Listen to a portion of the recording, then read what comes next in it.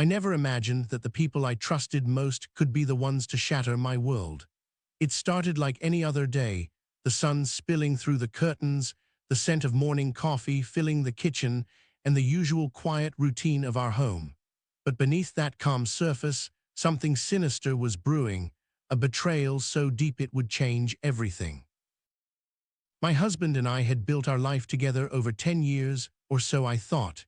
We'd faced challenges before, weathered storms that seemed insurmountable, but this was different. This was a storm born not from outside forces, but from the very blood that was supposed to bind us. It began with a text message, innocuous at first glance. Yet the way his eyes darted away, the sudden stiffness in his voice, it all felt wrong. When I asked him about it, his words were clipped, evasive. The unease in my gut grew heavier with each passing day. Then came the whispers. I caught them in the hallway, fragments of conversations between him and his sister, my sister-in-law. Their words were laced with secrets, secrets that weren't meant for me. My heart pounded as I realized the truth I feared. The betrayal wasn't just between us, it involved family. I confronted him, voice trembling yet fierce. The confessions spilled out like a flood, an affair, yes, but with his own sister. The shock was like a punch to the gut, leaving me gasping for air. How could they? How could the very people I called family turn their backs on me in such a devastating way? The house, once a safe haven, felt suffocating. Every corner echoed with memories now tainted by deceit. I found myself retreating into silence, the betrayal cutting deeper than any wound I'd ever known. The laughter, the shared dinners, even the quiet moments, they all felt like lies. I tried to understand, to grasp the why behind this cruel twist. Was it loneliness, resentment, or something darker festering beneath the surface? Their betrayal wasn't just about infidelity. It was a fracture in the foundation of trust, a rupture in the sacred bond of family. Friends and relatives took sides, their judgments like shards of glass, piercing the fragile fabric of what remained.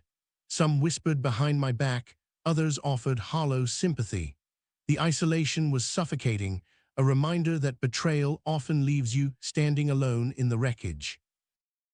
I remember the nights, lying awake, heart heavy with disbelief.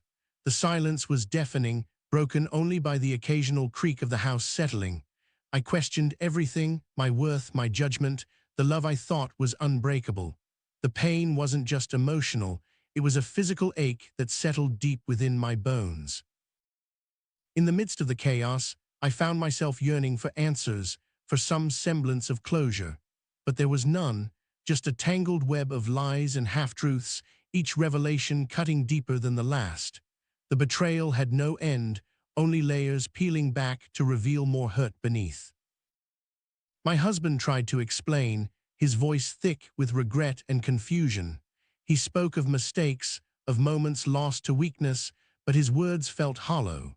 The damage was done, and no apology could erase the sting of betrayal that pulsed through every interaction. Family gatherings became battlegrounds, the air thick with tension, eyes darting away to avoid confrontations. The sister who betrayed me avoided my gaze, her presence a constant, painful reminder of the broken trust. I wondered how they lived with themselves, carrying the weight of their choices. Days blurred into weeks, each one a test of my resilience. I found solace in small things, a walk in the park, the quiet hum of music, the comfort of a good book. Yet the shadow of betrayal lingered, a persistent ache beneath the surface of every smile. I reached out to a counselor, desperate to find a way through the emotional labyrinth. Talking aloud the pain helped, but it didn't erase the raw hurt. Healing felt like a distant shore, obscured by the storm of emotions swirling inside me. In the quiet moments, I grappled with forgiveness. Could I forgive them, the man I loved, and the sister by blood but not by loyalty? Forgiveness felt like a mountain too steep to climb, yet I knew holding on to anger would only chain me to the past. The betrayal had fractured more than just a marriage. It had split a family in two. The lines were drawn, Alliances formed in whispers and cold glances. The home we once shared was now a place of cautious silence, where every word was measured, every glance loaded with unspoken meaning. Despite the heartbreak, I clung to the hope that time might mend what was broken, that somehow, through the pain and the tears, a new path would emerge, one where trust could be rebuilt, or at least peace found in acceptance. But some nights, when the world quiets and the weight of betrayal presses hardest, I wonder if some wounds are too deep to heal, if some betrayals leave scars that define us forever, shaping the way we love and trust from that moment on. The story isn't over. It's a painful, ongoing journey filled with questions, heartache, and the slow, uncertain steps toward healing. And as I share this, I hope no one else has to carry the heavy burden of betrayal by blood. Each day brings new challenges, new moments where the past threatens to overwhelm the fragile hope I'm trying to hold on to. But I keep moving forward, because amidst the ruins, I still believe in the possibility of rebuilding something stronger. This is the story of a love tested by betrayal, a family torn apart by secrets, and a heart learning to navigate the painful terrain of trust lost and maybe, one day, trust regained. It's raw, it's messy, and it's real, and it's just the beginning. I still remember the moment I looked into his eyes after the confession. There was a flicker of remorse, but also a confusion, like he was lost in a maze with no clear way out. That look haunted me, a complex mix of love and betrayal that I couldn't untangle. The days after were a blur of arguments and tears. Our conversations, once warm and familiar, turned icy and sharp. I found myself walking on eggshells, afraid that any word could ignite another explosion of pain. At family dinners, the atmosphere shifted. Laughter was forced, smiles brittle. Every glance felt loaded with accusation or guilt. I caught my own reflection in the window one evening, eyes red and swollen, the weight of betrayal etched deeply on my face. I tried to reach out to his sister, hoping for some kind of closure, but she shut me out completely. Her silence screamed louder than any apology could. It was a reminder that some wounds are inflicted not by strangers, but by those closest to us. Friends who once offered comfort now seemed unsure where to stand. Their well-meaning advice sometimes felt like salt on an open wound. I realized that betrayal by blood carries a different kind of pain, one that isolates you even among those who care. I started journaling my thoughts, pouring my heart onto paper to make sense of the chaos inside. The pages became a refuge, a place where I could confront my pain without judgment or fear. One afternoon, I found an old photo album buried in a drawer. Flipping through pictures of happier times was bittersweet, reminders of what was lost and what might never be again. Yet, they also sparked a flicker of hope, a desire to fight for something better. I reached out to a support group online, connecting with others who had faced betrayal within their families. Their stories echoed my own pain and resilience. It was comforting to know I wasn't alone in this struggle.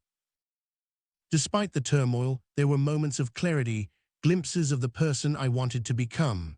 Stronger, wiser, and more compassionate, not just for others but for myself. The betrayal had shattered me, but it hadn't destroyed me. I started setting boundaries, protecting my emotional well-being from further harm. It was difficult, especially when it meant distancing myself from people I once loved, but survival demanded it. The house grew quieter, the silence filled with unspoken regrets and lost possibilities. Sometimes I sat alone in the living room, tracing the cracks in the walls, feeling like my life had fractured in the same way. There were days when anger consumed me, raging at the injustice of it all. How could those bound by blood inflict such wounds? The fury was relentless, but I knew it was a fire I needed to temper, not let consume me entirely. In the midst of pain, I discovered strength I didn't know I had. Strength to demand honesty, to refuse lies, to seek truth even when it hurt. The betrayal had tested me, but it also revealed who I truly was beneath the surface. My husband and I began attending counseling together, tentative steps toward understanding and perhaps forgiveness. The sessions were raw, filled with tears and tough questions, but they also offered a sliver of hope. I learned that betrayal doesn't always mean the end. Sometimes it's a painful beginning, a crossroads where choices define the future. But that future was uncertain, and the road ahead was steep and rocky. The betrayal by blood is a unique kind of heartbreak because it shakes your very identity. It forces you to question who you are, where you belong, and what family really means when trust is broken. I'm sharing this because I want others to know that if you're facing betrayal within your family, you're not alone. The pain is real, and the path to healing is long, but it's possible to find your way through the wreckage. Every day, I wake up with the weight of the past on my shoulders, but also with a determination to reclaim my life and my happiness. The scars remain, but they are part of my story now, a story of survival, resilience, and hope. Sometimes I catch myself smiling again, small moments of joy that remind me there is life beyond the betrayal. It's these moments I hold on to, like lifelines in a turbulent sea. I don't know what the future holds for my marriage or my family. The betrayal has changed everything, but it hasn't closed the door completely. There is still space for healing, for rebuilding, if we choose to walk that path. For now, I take each day as it comes, learning to live with the pain, to accept the uncertainty, and to nurture the fragile hope that some wounds can heal with time and effort. This story isn't just about betrayal. It's about the complexity of human relationships, the love and pain entwined in ways that are sometimes impossible to untangle. It's about the courage to face the darkest parts of life and still find a way to move forward, even when the future feels uncertain and the past refuses to let go. I hope that by sharing my experience, others may find a spark of understanding and strength to confront their own battles with betrayal and heartache. Because no matter how deep the wound, no matter how bitter the betrayal, there is always a chance to reclaim your story and write a new chapter. And so my journey continues, marked by pain, but also by the quiet resilience that comes from facing truth, however painful, and choosing to survive. This is a story still unfolding. The chapters ahead are unwritten, and I am both the author and the protagonist, navigating a path through heartbreak toward whatever healing may come. If you're reading this and carrying your own secret pain, know that your story matters. You are not alone. There is strength in sharing, in seeking help, and in daring to hope. Betrayal by blood cuts deeper than most wounds, but it does not have to be the end of your story. Sometimes, it's the beginning of a new kind of strength and understanding. As I close this chapter today, I feel the weight of what's lost, but also a flicker of light, fragile but persistent, guiding me forward into the unknown. The road ahead is uncertain, filled with challenges I can't yet foresee, but I walk it with an open heart, ready to face whatever comes next. Because even in the darkest betrayals, there is a glimmer of hope that can never be extinguished. And sometimes, that glimmer is enough to keep you moving forward, step by painful step. I'm still standing here, bruised but unbroken, learning every day what it means to forgive, to heal, and to love again. This is my story, unfinished, raw, and real. A story about betrayal, heartbreak, and the long, winding road toward healing. Thank you for listening. The journey continues.